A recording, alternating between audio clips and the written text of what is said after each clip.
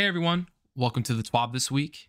This is going to be a pretty quick video. I don't want to waste too much of your time. I just want to give you most of the juicy tidbits from today's Twab.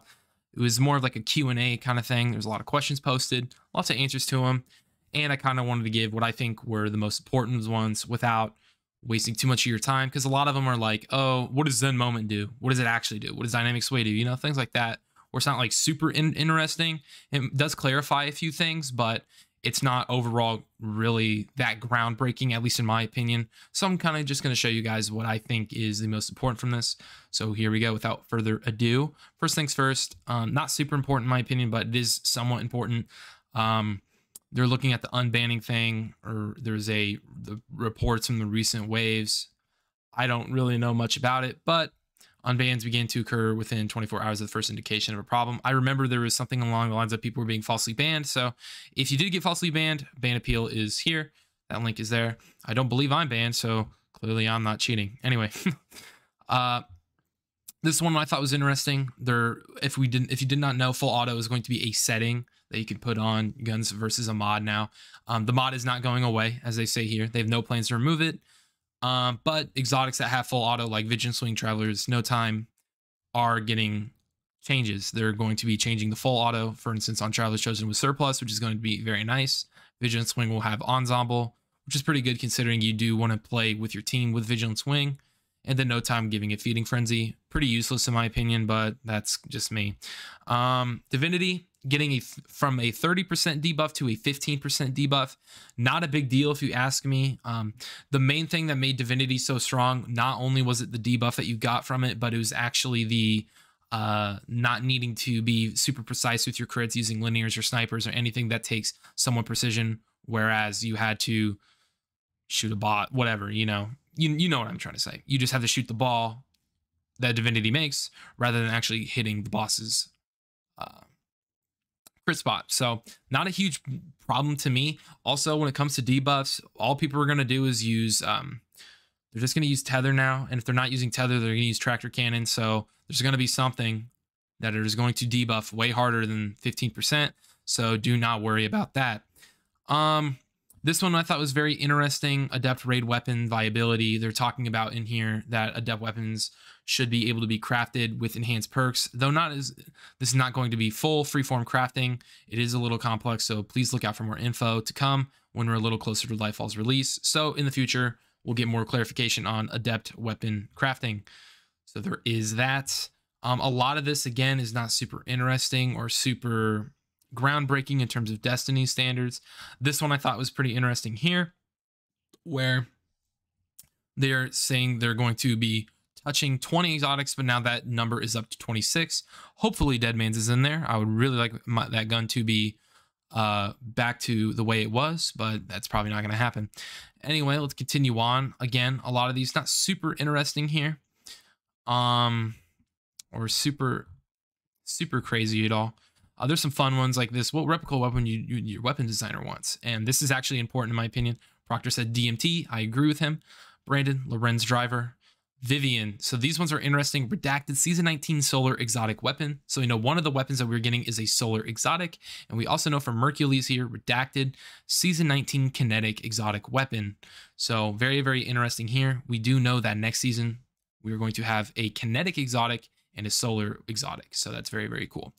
Alex here, Redacted Lightfall Raid Exotic Weapon, Paterba is a close second, and George, Redacted Season 18 Festival of the Lost Weapon. Pretty sure it's the sniper that's already been data mined and leaked, but if it isn't, maybe there's something else. I don't know.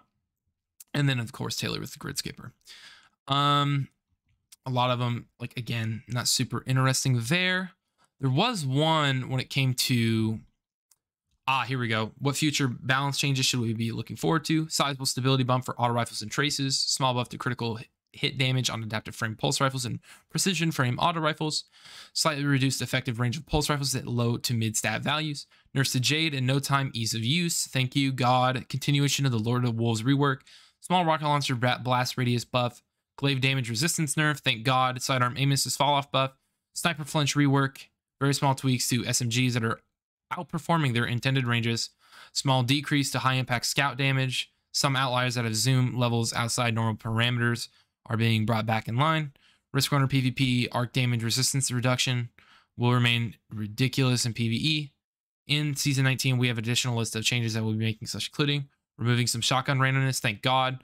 Improved hit detection for glaives, that's very good as well. Reworking / changing nearly 20 weapon perks, and working / changing over 20 exotic weapons. So these are very, very interesting to me. This one, I'm kind of nitpicking with this one, but I found this one kind of interesting as well.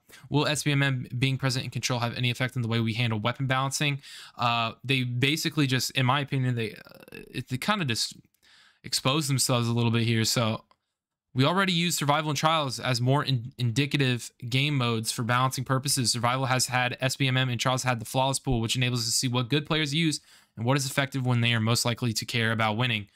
That's interesting. They do that. So if they're primarily pulling data of what people use for balancing purposes from survival or trials, then why do we need SBMM in control? It doesn't really make sense to me.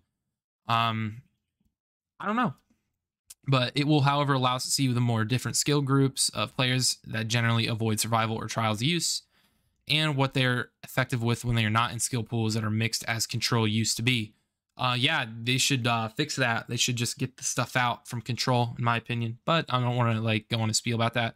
This one I think was interesting. A little note from Proctor: if skill-based matchmaking continues to roll out over time, it may give us the option to revisit weapon skill gaps. I find that interesting because what it sounds like to me is that they might actually end up getting rid of SBMM in control and other modes in Crucible.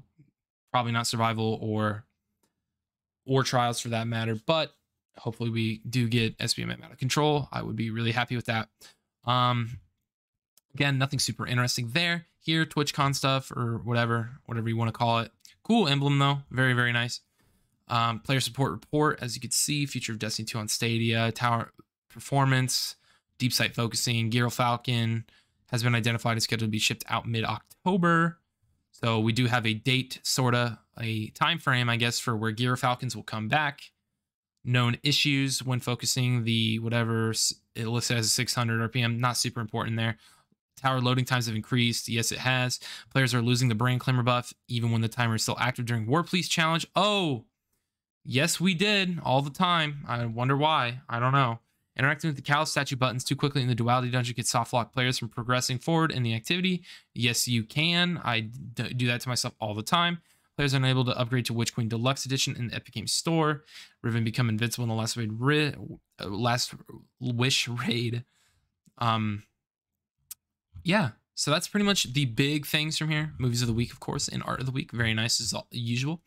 Thank you all very much for watching. That's been the Twab. I tried to pull the most juicy stuff that I saw. If there's anything else that's juicy, please let me know in the comments. But I'll catch you in the next one.